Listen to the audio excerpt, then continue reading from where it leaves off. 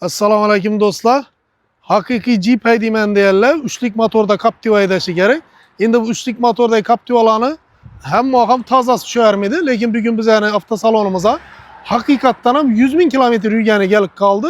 Bir yerinden hech nav defekt yo'q, top-toza ekan mashin.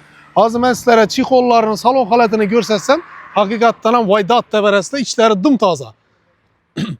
Temboli baku metallar ham o'rnatilib turibdi, shipkalarına qarang.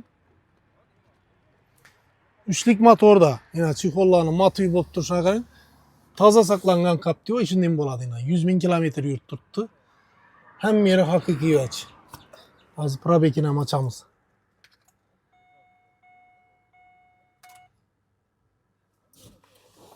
Mana 106.973 haqiqiy o'zini kilometri. Mashin umuman dim qarab haydalgan. Hozir motorlarni ham ko'rsataman. Ikkinchi salonni ko'rib bo'lgandan keyin bellarni qarang. Toza. Haqiqiy Jeep. 3lik motor boshqacha bo'ladi. 4 yiljakda haydagan vaqti kumda umuman bildirmaydi. Yine arka tomoni. Metan 4 tane balonu ona o'rnatilib turibdi. Shu 4 tane balonning o'zi 10-12 million o'rnatiladi. Bu o'rtaqlar.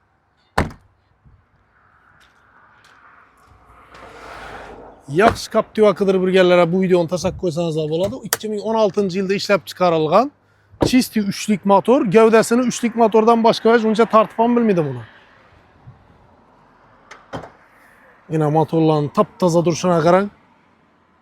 Haqiqiy vaj. Ana endi bu mashinamizning narxina keladigan bo'lsak, bu bahaybat Captiva'miz, haqiqiy gigant Captiva'mizning narxi 210 million so'm. Naq pul bo'lsa 1-2 so'm qaytib beramiz. 4 tane yumshoq balon, metan, hamma narsa daxilga, ichini chexollar, bir yerinden defekt yo'q. Hamma yeri top-toza, hech ishlatmaysizda. Olasadan garajingizga girzik qo'yib, malika deyatib, har vaqtdan qarab o'tirsangiz da bo'ladi mashina. Bu mashin ertang aradan 10 yil o'tgandan keyin ham o'z kачествосini, o'z qadrini yo'qotmaydi. İbellarni qop-qora turishini qarang, haqiqiy quyosh ko'rmagan mashin. Pula zarur bo'lmaganda sotmas edim deb turibdi egasi. Pula zarur bo'lgani uchun sotilayotgan Captiva bu. Esa vaqt yetdi, kimdir qiziq bo'ladigan bo'lsa, mashinamiz Qo'shko'prda Xushnud avtoda turadi. Gelib sodalashib olaverasizlar. Aman bo'linglar.